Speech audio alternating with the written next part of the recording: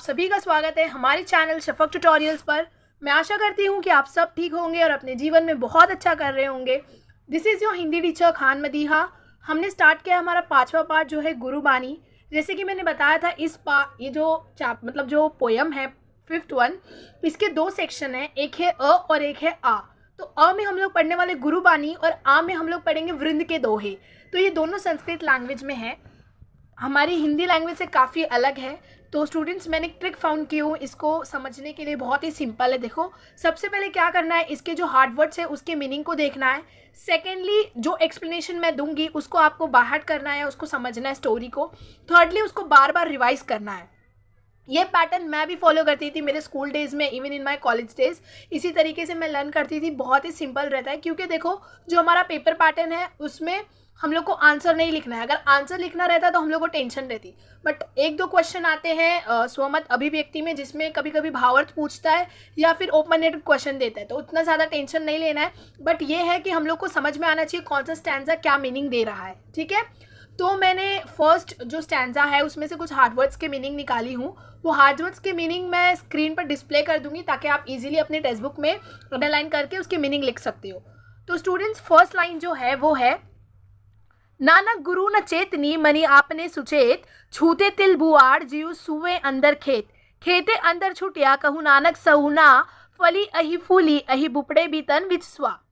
तो स्टूडेंट्स, यहाँ पर जो फर्स्ट लाइन है उसमें जो डिफिकल्ट वर्ड है वो है चेतनी और मनी।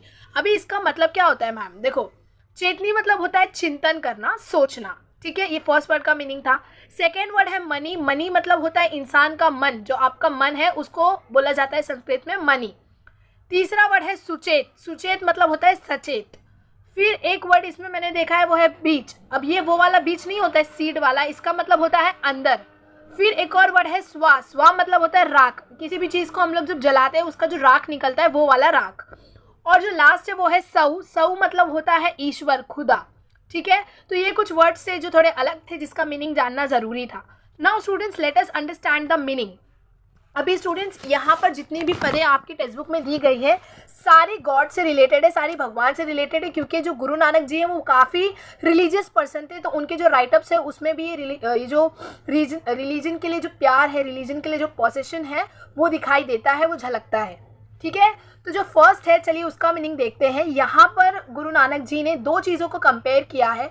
एक, जो हमारे गुरु होते हैं, जो हमारी टीचर्स होती है, उनकी पोस्ट को कंपेयर किया है एक सूने खेत के अंदर जो फली उगती है तिल की, उसको। तो चलिए देखते हैं यहाँ पर क्या कहना चाहते हैं। देखो स्टूडेंट्स, नानक गुरु न चेतनी मने अपने सुचेत, छूते तिल बुआड़ जीव सुए अंदर खेत। तो गुरु नानक कहते हैं कि जो लोग गुरु का चिंतन नहीं करते, उनकी बात नहीं मानते, गुरु से लापरवाही बरतते हैं, और जो अपने आप को गुरु से ज़्यादा होशियार, गुरु से ज़्यादा ज्ञानी समझते हैं, वो इंसान व्यर्थ ही उगने वाली जो तिल की झाड़ियाँ होती हैं ना खेतों में, जो सुनसान खेत होता है जिसमें तिल की झाड़ियाँ होती हैं, उनके समान होते हैं। दिखने में भले ही वो बहुत ही फलता फूलता दिखाई देता है वो झाड़, बट वो फलियों के अंदर पूरी गंदगी और मैल भरी होती है, और ऐसी चीज़ों को लोग पसंद नहीं करते, यूजलेस होती है। तो ये जो फली होती है, ये जो तिल की जो फली है, ये जो झाड़ है, इसको देखभाल करने वाला कोई नहीं होता, ये खुद ब खुद उगती है और अंदर से खोखली होती है, गंदगी भरी होती है। उसी तरीके से जो स्टूडेंट्स अपने टीचर्स की बात नहीं मानते हैं, उनको खुद से ज़्यादा होशियार समझते, ओवर कॉन्फिडेंस, ओवर स्मार्टनेस में रहते हैं, वो बच्चे भी अंदर से खोखले होते हैं, यूजलेस होते हैं।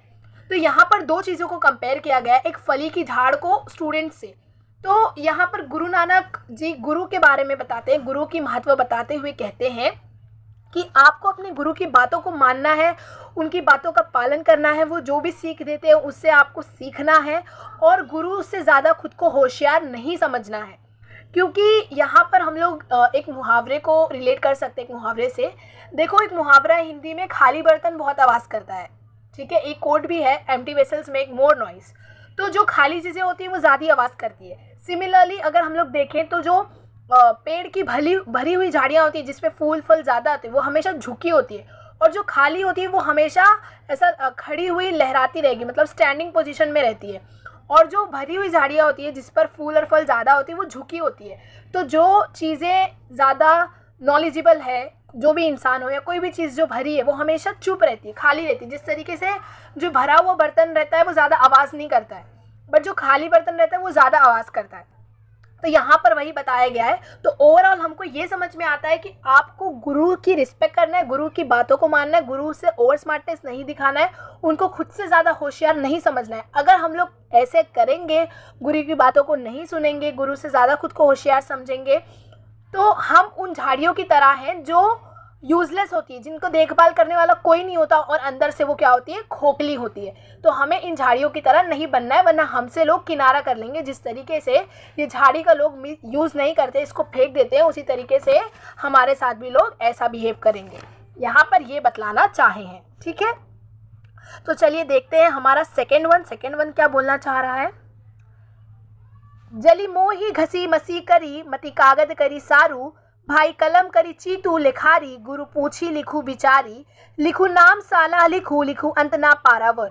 Now students let us see the meaning. इसका मीनिंग देख लेते हैं पहले तो मसी मतलब होता है बच्चों स्याही, मसी मतलब होता है स्याही, मति मतलब होता है बुद्धि, सारू मतलब होता है अच्छा, लेखरी मतलब होता है लेखक, पूछी मतलब होता है पूछ कर, बिचारी मतलब होता है सोच कर, पारावर मतलब होता है परिवार, और स्तुति मतलब होता है प्रेज टू गॉड। तो चलिए अब इसका मीनिंग देखते हैं। मीनिंग काफ़ी सिंपल है, बहुत ही इजी है, खाली इधर थोड़ा कॉम्प्लेक्स दिख रहा है। तो यहाँ पर गुरु नानक कहते हैं कि इंसान के अंदर जो मोह होती है, जो मोह मतलब यहाँ पे क्या है, लालच। जली मोह घसी मसी करी, मति कागद करी सारू। तो फर्स्ट लाइन का मतलब है कि जो इंसान के अंदर जो भी मोह होती है, कोई भी इंसान हो, सबके अंदर लालच मोह भरी होती है। तो उस मोह को जलाकर और उसको घिस कर आपको क्या करना है, स्याही बनाना है। स्याही मतलब होता है इंक, जो हम लोग कलम में यूज़ करते हैं, इंक। तो आपके अंदर जितनी भी लालच है, जितनी भी मोह माया है, उसको जलाकर हमको क्या बना देना है, इंक बना देना है। पहली लाइन का ये मतलब था। मति कागद करी सारू, मति मतलब होता है बुद्धि, इंसान का दिमाग, तो और कागज मतलब होता है कागज़। तो अपनी बुद्धि को क्या समझना है, हमको एक श्रेष्ठ कागज़ समझना है। पहले पेन बना लेना है, स्याही, ताकि हम उस कागज़ पर लिख सके, और जो हमारी बुद्धि है उसको कागज़ बना लेना है। भाई कलम करी चीतू लिखारी, गुरु पूछू लिखू बिचारी। तो यहाँ पर प्रेम, जो फीलिंग्स है, जो इमोशंस है, जो लव है, उसको हमको कलम बना देना है, पेन बना देना है, ठीक है। ये पूरा इंटर रिलेटेड है, फर्स्ट सेकेंड से, सेकेंड थर्ड से। कागज़ बनेगी तभी तो उसके ऊपर लिख पाओगे। अब कागज़ बन गई है, अब आपको पेन की ज़रूरत है। तो पेन कैसे बनाओगे आप, जितनी भी आपकी फीलिंग्स है, जितने भी आपकी प्रेम वाली फीलिंग है, इमोशन है, सारी चीज़ों को इकट्ठा करके आपको कलम बनाना है। चित्त को लेखक समझोगे और गुरु से पूछकर लिखोगे नाम की स्तुति।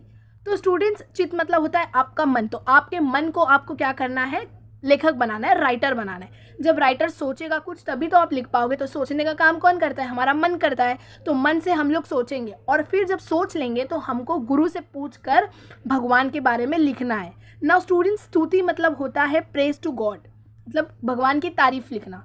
तो आपको उस कागज़ पर भगवान की तारीफ लिखना है, अपने गुरु से पूछकर। साथ ही तुमको ये भी सच्चाई लिखना है। यहाँ पर गुरु नानक जी कहते हैं कि प्रभु का न कोई आदि है और न कोई अंत है। मतलब भगवान से कोई कंपैरिजन नहीं है, किसी को भी हम कंपेयर नहीं कर सकते, ना ही उनको कोई कॉम्पीट कर सकता है, ना ही उनसे कोई लड़ सकता है, ना ही उनका कोई मुकाबला कर सकता है, और ना ही उनका कोई अंत है। देखो दुनिया में जितनी भी चीज़ें, सबका एक अंत है, हर चीज़ एक दिन फना हो जाएगी, ख़त्म हो जाएगी, पर जो भगवान है वो हमेशा रहने वाले हैं। ही इज़ इटर्नल, इंग्लिश में कहा जाता है ना, गॉड इज़ इटर्नल, वो हमेशा रहने वाले हैं।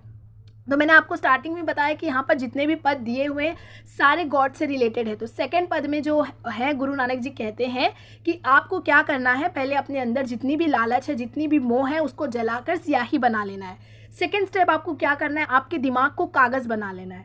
फिर उसके बाद आपकी जितनी भी फीलिंग्स है, जितने भी इमोशंस है, सबको इकट्ठा करके पेन बना लेना है, कलम बना लेना है। उसके बाद आपको अपने मन में विचार करके, सोच कर, अपने गुरु से पूछ कर उस कागज़ पर भगवान की स्तुति करना है, भगवान की तारीफ़ें लिखना है, और साथ ही ये लिखना है कि प्रभु का न कोई आदि है और न कोई अंत है। जैसा मैंने एक्सप्लेन की, उस सेम एज इट इज़ अगर तुम लोग सुन के भी उतार लोगे और इसे लर्न कर लोगे तो स्कोर करने के लिए काफ़ी है। जिन बच्चों को नहीं समझ में आ रहा है और जिन बच्चों को समझ में आ रहा है वो काफ़ी अच्छी बात है, ठीक है। तो चलिए देखते हैं हमारा थर्ड पद। मन रे अहिनी सी हरिगुण सारी, जिन खिनु पलु नामू न बिसरे ते जन विरले संसारी। ज्योति ज्योति मिलाइए सुरति सुरति संजोगु, हिंसा ओ में गतु गाए नहीं सहसा सोगु। गुरुमुख जीसु हार मानी बसे तिसु मिलु मेले गुरु संजोग। हिंसा ओहमे गतुगाए नाही सहसा सोगु। गुरुमुख जिनसु हार मानी बसे तिसु मेले गुरु संजोग। तो यहाँ पर हम लोग इसका तो पहले हार्ड वर्ड्स देख लेंगे। तो स्टूडेंट्स, अहिनिसी मतलब होता है दिन रात, संसारी मतलब होता है हमारा जो संसार है वो, जिनु मतलब होता है जिन्हें, खिनु पलु मतलब होता है क्षण पल मोमेंट, और जो मेल है उसका मतलब होता है मिले, और जो संजोग है उसका मतलब होता है संबंध। किसी से भी जो हम लोग संबंध रखते हैं ना उसको बोला गया है संबंध। तो चलिए देख लेते हैं इसका मीनिंग। बहुत ही सिंपल है इसका भी मीनिंग। यहाँ पर हमारे गुरु नानक जी कहते हैं कि इस पंक्ति में वो कहना चाहते हैं कि ये जो मेरा मन है, ये मन तो दिन रात प्रभु के नाम को बिना भूले गुणगान करता रहे, दिन रात प्रभु के नाम का जाप करता रहे। फिर आगे कहते हैं कि जो लोग रात्रि भर समय अपने दिल में भगवान के नाम को नहीं लेते हैं, वो इंसान ऐसा अपने आप को सोचता है कि मेरे दिल में कोई बहुत बड़ा रोग पैदा हो गया। मतलब जो लोग ऐसे होते हैं ना जो दिन रात खुदा खुदा खुदा खुदा मतलब एकदम भक्त होते हैं, तो वो इंसान अगर भगवान का नाम भूल जाते किसी समय के लिए तो उनको ऐसा लगता है जैसे हमारे दिल में कोई ऐसा अजीब सा रोग पैदा हो गया, ऐसा वो समझते हैं। वैसे भी यहाँ पर गुरु नानक जी कैसे कहना चाहते हैं कि परमात्मा का नाम मन में ना बसे तो परमात्मा की दरबार में इज्जत नहीं। अगर हम लोग भगवान का नाम नहीं लेंगे, उनको याद नहीं करेंगे, तो उनके दरबार में हमारे लिए इज्जत नहीं रहेगी। अगर हम भगवान को याद करेंगे तो भगवान हमें याद करेगा। तो ओवरऑल यहाँ पे वो ये कहना चाहते हैं कि ऐ मेरे मन, तू दिन रात भगवान के गुणों का स्मरण करते रहे, एक भी मोमेंट भगवान को मत भूल। जिन्हें एक क्षण के लिए भी ईश्वर का नाम नहीं भूलता, ऐसे लोग संसार में बहुत विरले ही होते हैं, बहुत रेयरली ऐसे लोग पाए जाते हैं जो भगवान का नाम भूले, वरना तो लोग सिर्फ भगवान भगवान भगवान। और ऐसा करना चाहिए, तभी हमको भगवान के दरबार में इज्जत मिलेगी। अपना ध्यान हमेशा हमें ईश्वर से लगाना चाहिए और उसकी ज्योति से ही हमें जो प्रकाशित होते हैं हम, वो उसकी ज्योति से ही हो पाएंगे। तो यहाँ पर गुरु नानक जी कहना चाहते हैं कि हमको हमारे मन को हमेशा भगवान के साथ लगाना है, मन को इधर उधर भटकाना नहीं है। जब हम अपने मन को भगवान की ओर लगाएंगे तभी उसकी ब्लेसिंग्स, उसकी कृपा हमारे पर आएगी। अगर हम भूले रहेंगे, भटके रहेंगे, तो उसकी जो कृपा है, उसकी जो ब्लेसिंग्स है वो हम पर नहीं आएगी। फिर वो कहते हैं कि जब तक तुझमें अहम भाव रहेगा तब तक तुझे प्रभु का दर्शन नहीं हो सकते। तो यहाँ पर कितनी अच्छी बात वो कह रहे हैं कि मतलब अगर इंसान के दिल में भगवान के लिए कोई भी याद नहीं है, वो भूल गया है, तब तक भगवान उसे याद नहीं करेगा। वो कितनी भी मुसीबत में पड़ जाए, भगवान उसको निकालने वाला नहीं है। देखो एक कोट भी है, God help them who help themselves. तो जब तक आप अपने आप की मदद नहीं करोगे, अपने आप को मुसीबतों से नहीं निकालोगे, तब तक भगवान भी नहीं निकालेगा। तो आप अपने आप को मुसीबतों से कब निकालोगे? जब आपका ताल्लुक भगवान के साथ जुड़े रहेगा और भगवान की जो हिडन जो शक्ति होती है, जो वो अपने इंसानों को देता है, अपने स्लेव्स को देता है, अपने पुजारियों को देता है, उस शक्ति के द्वारा आप मुश्किलों से निकलते हो। ऑटोमेटिकली आप पावरफुल नहीं हो, वो जो पावर है आपके पास वो भगवान की दी हुई है। तो जब आपका कांटेक्ट अच्छा रहेगा भगवान से, तो वो आपको पावर देगा, शक्ति देगा, जिससे आप लड़ सकोगे। तो ओवरऑल यहाँ से कान पकड़ो या यहाँ से कान पकड़ो, यहाँ पर यही मतलब है कि हमें भगवान से अपना ताल्लुक अच्छा रखना है। फिर आगे वो कहते हैं कि जिसने अपने हृदय में भगवान के नाम की माला पहन ली, उसे ही प्रभु का दर्शन होता है। तो जिसने दिल में, जो लोग ऊपर से माला पहनते हैं भगवान का, वो सिर्फ दिखावा होता है। तुम्हें अपने दिल में भगवान के नाम की माला पहननी है, और जो लोग दिल में भगवान के नाम की माला पहनेंगे उसे ही प्रभु के दर्शन होंगे, उसे ही प्रभु की ब्लेसिंग्स दी जाएगी। ठीक है, तो यहाँ पर आई होप समझ में आया होगा थर्ड स्टैंजा। अब हम जो चौथा और पांचवा स्टैंजा है वो नेक्स्ट वीडियो में डिस्कस करेंगे। तब तक मिलेंगे नेक्स्ट वीडियो में। नेक्स्ट वीडियो देखना मत भूलना। फिर अपना बहुत सारा आप ख्याल रखें। Take care, good bye.